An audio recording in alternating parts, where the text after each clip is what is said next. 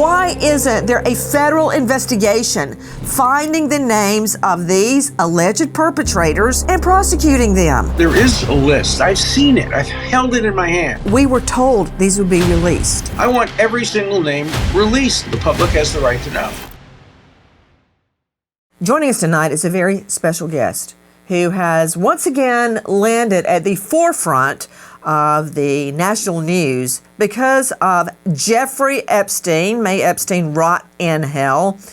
I'd like to start, of course, the news of the night is President Trump's stark reversal on releasing the Epstein files, and they are voluminous. The 20,000 documents we've gotten so far is only a very small percentage of what there is. Just imagine it goes back years and years and years. And Alan, you've seen cases with thousands and thousands and thousands of documents. But before we get into that, I want to make it very clear.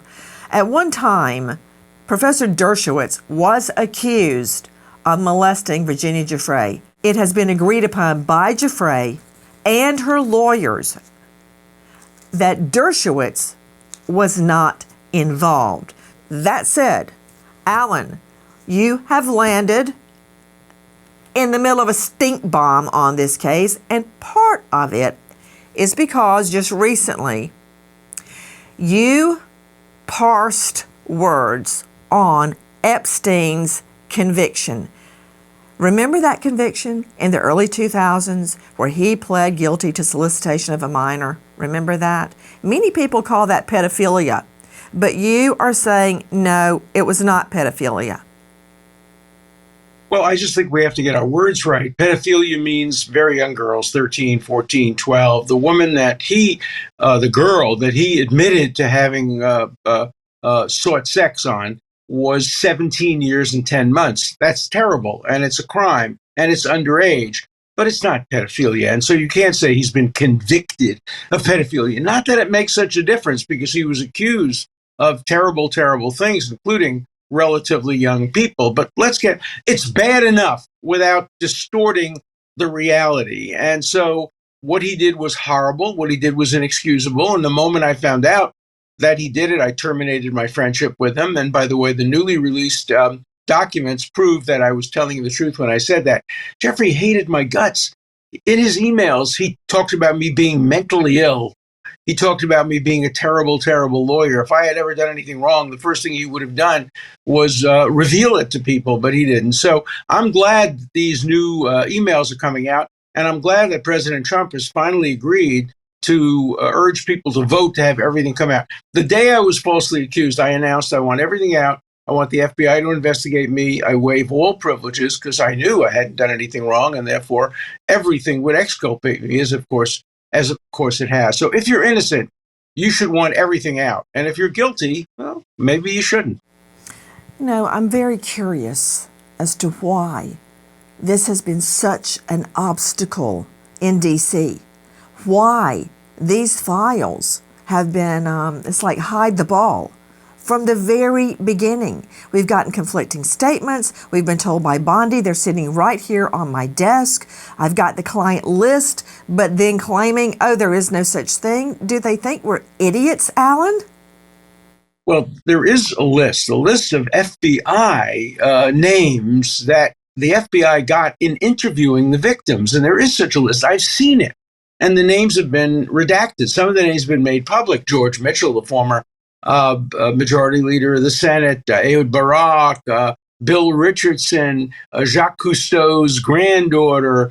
Many, many people have been on the list. Being on the list doesn't necessarily mean you're guilty. It means somebody has accused you. But there is such a list. There's no Jeffrey Epstein client list. He didn't have a little book in which he said, this woman is going to go to this guy, this woman is going to go here or there.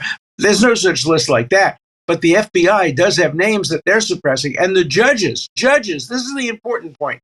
Judges have been suppressing information. They have sealed depositions, including in my case. And I'd love to see all those depositions. I made motions in court to get them revealed. But the courts have said no. The courts have said, we're not going to release this. So the courts have been suppressing information.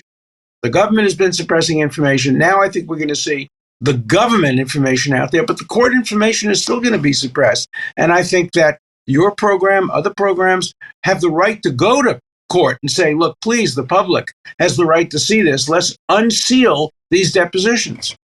There is an FBI report in which the names are redacted, in which victims say, these are the men, A, B, C, D. They identify them by name, and the court has required that all those names be redacted and crossed out. They shouldn't be. I want every single name released, and I went to court to try to get every name released, but the people whose names are there obviously don't want them released. But at this point in time, every name should be made public. Every accusation should be made public. And then the people whose names are on the list should have an opportunity to explain, to deny, to disprove. But right now, nobody benefits from suppression. And that's why I'm so upset at courts, federal judges, keeping names out. They shouldn't be doing that. I want to see that FBI unredacted list of the names, and then we can judge whether the allegations are true or false. Which leads me, Alan, to the question, why? Normally, as you know, in a criminal proceeding, the state doesn't have to prove motive. But I'm curious because I think it will lead me to more wrongdoing. Why do you believe that these names have been suppressed? As you say, redacted, but I think they're being suppressed. They are. They are being suppressed, and they're being suppressed by federal judges. So let's get the federal judges to release every name of everybody and release the name of information that might undercut the claims. I'll give you an example. There's a woman named Sarah Ransom. She's been in the news. Move on to the next point. And my next point is why? Why has this been suppressed? Who is behind this? Let me give you an example. There's a woman named Sarah. She said videotapes of Donald Trump, Hillary Clinton, Bill Clinton, Richard Branson, and others having sex with young children. So she sent hundreds of emails to the New York Post making those allegations. Then she admitted she made the whole thing up. So if you're going to release the accusations, you also have to release the admission that she made it up. So as long as we get the whole picture, innocent people shouldn't be concerned. Guilty people should be concerned. But that's the process of criminal justice, to distinguish between the innocent and the guilty. So please, let's release everything. I have an interest, obviously, because I'm innocent and I want everything out there. Other people have an interest in suppressing it, but the interest in suppressing it shouldn't prevail. The public has the right to know. What I'm so pleased is that President Trump has now said he does want to make sure the Republicans vote to release at least the congressional material. But I also want the government to go in and try to release the judicially suppressed material. Then maybe we can get close to everything. What I want to see is every single document, every videotape, every call, everything out there. Not lawyer-client privileged material if they have a special status, but everything else should be out there. Alan, what's the difference between the congressional documents and the judicial documents? Because as of right now, only congressional documents are being released. That's right. So the judicial documents are depositions. I was deposed for hours and hours. My false accuser was accused for hours and hours.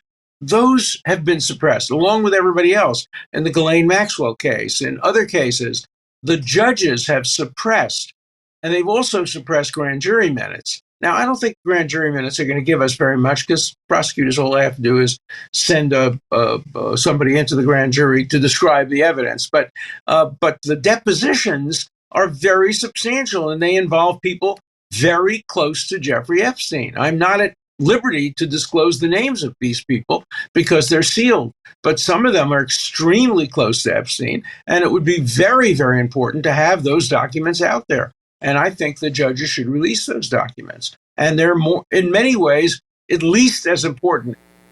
Alan, before we move on to our other guests for this evening, I'm very, very disturbed by you, and I'm circling back to it, parsing words on pedophilia. I just want to be clear. Your former client, Jeffrey Epstein, pled guilty to solicitation and procurement of a minor, of minors for sex. Whether they're 12, 13, 14, 15, 16, 17, as was the case there, it's still a minor. in the eyes of the law. And as you know, in other cases, girls as young as 12 have been sent to Lolita Island. That has been documented. Now, in the case where he pled guilty, the victim was not 12, but still a minor, Alan. So people should say he is a convicted sex offender.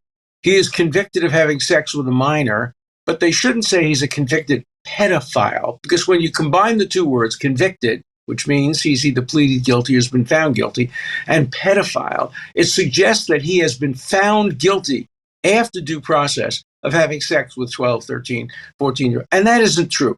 What he did is bad enough. I'm not trying to defend him, because it really doesn't make much of a difference. All I'm suggesting is that if you want to be credible, let's get it all straight, and let's make clear that he never pleaded guilty or was found guilty of anything that, according to the Diagnostic and Statistical Manual of the American Psychiatric Association and other medical sources, would label him a pedophile. You could disagree and say it's a question of words. I don't think it makes a big difference. Not disagree with the black and white definition of pedophile, which is an attraction to prepubescent children. Prepubescent. Let me break that down. That means the girl doesn't have breasts yet. She may not have pubic hair. She's around the age of 13 or younger, typically speaking.